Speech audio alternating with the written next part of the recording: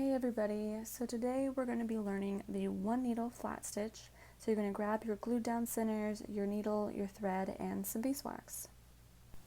The first thing you're going to do is condition your thread by running it through the beeswax. This keeps it from getting knots and tangles, and it also keeps the ends from fraying so you can thread them through the eye of your needle. Once you've threaded your needle, you're going to double up your string and you're going to tie 2 knots directly on top of each other. These knots keep your thread from pulling all the way through the felt, so this is kind of your stopper.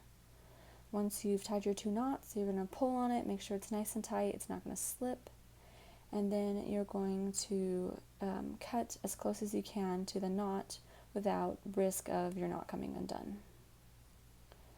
After that, you're going to thread your needle through the back of your felt towards the front. And you want to be kind of close to your center, but not right up against it. So see, that's my knot stopping my thread from coming all the way through. So now we are going to add on our first 4 beads. You're going to push them all the way back towards where the thread first pops up out of the felt. And then you're going to put your needle down directly in front of your beads.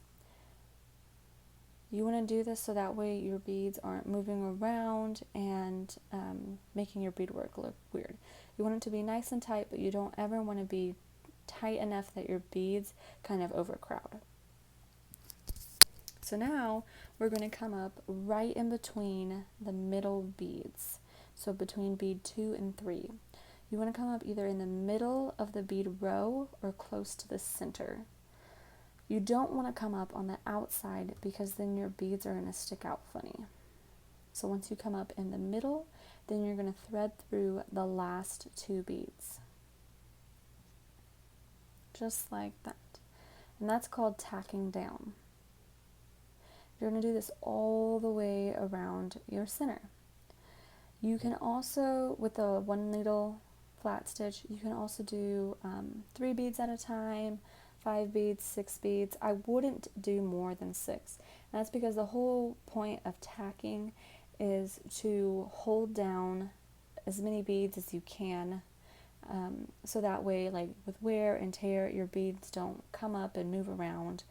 I really like to do 4 or 5 beads at a time. I think it's faster than doing 3 beads, and it also looks nicer than if I did 6. So same thing, I add on 4 beads, I push them to the back of the bead row, I put my needle down directly in front of them, and then I come back up through the middle. Remember to stay inside your bead row or closer to your center. And then you're going to go back through those last 2 beads. And like I said, you're going to do this all the way around, and then when we come back to the end of our row, I'll show you how to end a row and then start a new row.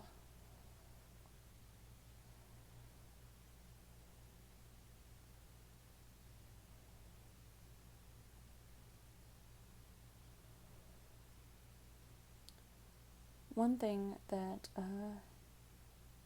you do want to take notice of when you're here at the end is how many beads you need to finish the gap. You know, if you're doing like 5 beads at a row, maybe you won't need all 5. So right now I'm just making sure that I have enough but not too many beads to fill that gap. And it looks like 4 is the lucky number. So I'm just going to go ahead and finish tacking down like I normally would. So I put my needle down there at the front, and then I'm going to come back up through the middle, and then we're going to reinforce our work. What reinforcing our work is just passing our needle and thread back through all of the beads again. This helps not only straighten them out, but it also, like if you accidentally snipped one of those threads by accident, your beads wouldn't fall off and it wouldn't ruin your earring. They're not going to be, tacked down anymore, but it's not going to be a big issue. So I'm going to go through those 2 beads, and then I'm going to keep going all the way around the earring.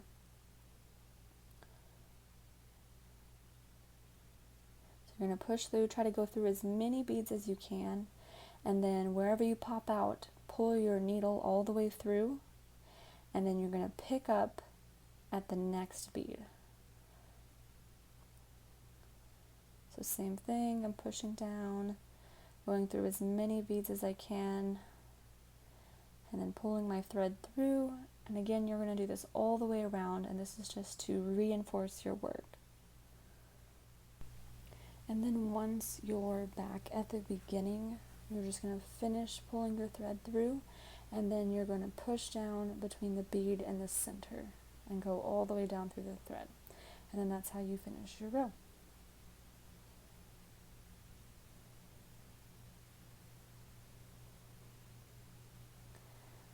So now we're ready to start our second row.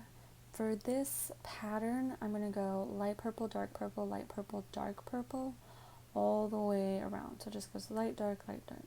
Same thing, I push it back to the beginning of where my thread pops up, and then push down directly in front of that bead row, and then I'll pop up again in between the middle beads, and then pull through those last two beads.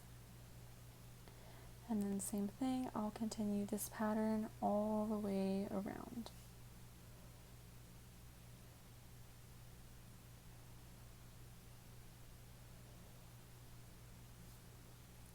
So now that I'm done with that row, I'm going to fill up the gap. Make sure I have enough beads here.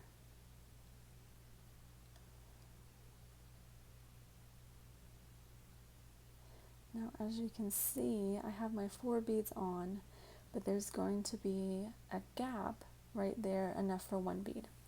So I'm just going to go ahead and tack down those 4 beads, and then I will add that last bead when I reinforce my work. So I reinforced my work, I pulled my needle back through, and I was running out of thread, so I'm just going to cut it off the needle. And then I'm going to do a regular knot, which is just like a knot that you would do to tie your shoe. And then I'm going to do a surgeon's knot, which is where you do the same thing, but you pull that thread through 2 times through the circle. So here I wrap it around my finger, I pull it through once, and then I'm going to pull it through twice. Oh, it came undone. So I wrap it around, push the thread through the circle once, pull it up, push it back through the circle twice, and then I pull it down. And then I'm just going to snip those threads. And that's my second row.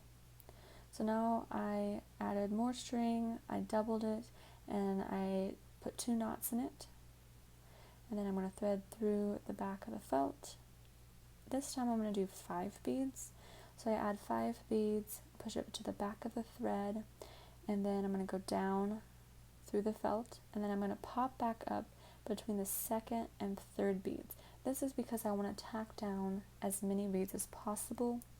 So by tacking down the last 3, it helps my beadwork not only look nice, but just last longer. So I'm going to pop up between beads 2 and 3, and then tack through those last 3 beads. Then I'm going to do this all the way around again. So now that we're done with the third row, we're going to go ahead and fill up the gap, just like we did before.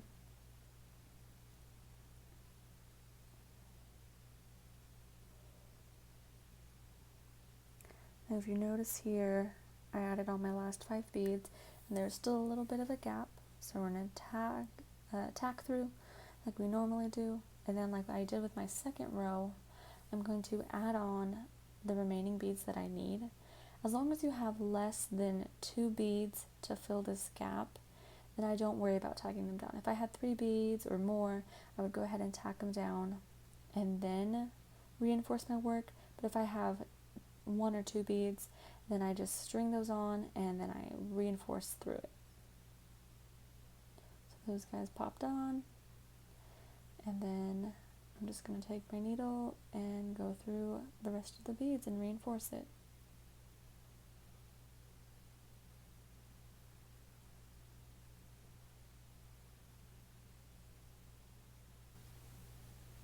So now that I have finished my third and final row, I'm just going to go back through the felt here.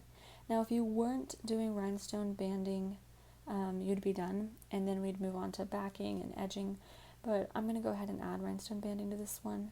This is a plastic rhinestone banding, so it has 2 threads that connect all of the rhinestones.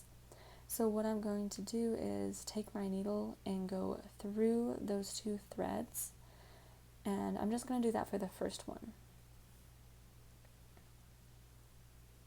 So I go through the threads and then pull the rhinestone banding all the way down to the felt.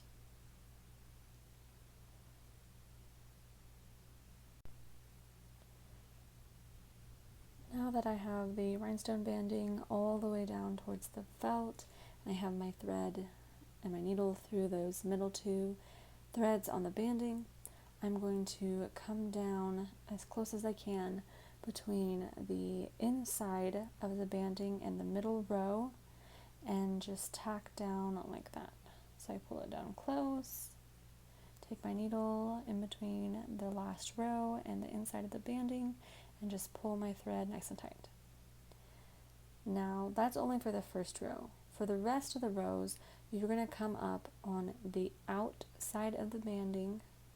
You always want to go in between the rhinestones. So you're going to come up on the outside of the banding. Try to get close to it. You don't want to be too far out, because if you're too far out, you're going to accidentally snip those threads when you're cutting. So now I'm going to go on the inside banding and in between the banding and the last row and pull down nice and tight. So some people don't like tacking down their banding. They prefer to glue it, and that's just because they don't like the way the thread looks in between the rhinestones. Personally, I think tacking down your banding is a lot safer option. But regardless of whatever one you choose, you want to make sure that you don't cut your rhinestone banding until you're all the way around your earring, because sometimes you can, miscount, or it looks different when it's actually attached to the felt versus just loosely wrapped around. So once you're all the way around and you know where to stop, you can go ahead and cut your rhinestone banding, and then what you want to do is glue in between that first and last rhinestone. So what I do is I get a pin, put some glue on it, and then I just spread the glue in between that first and last rhinestone. And then I push them together and hold them down, and then I clean up any excess glue on the felt. And I just hold them down for a little bit, just long enough that they kind of stick to the glue a bit and they're not just popping up away from it. And then once they're in place, you can just let it dry naturally. And there you are, that's what they look like. And now we're ready for backing. Check out my other videos on backing.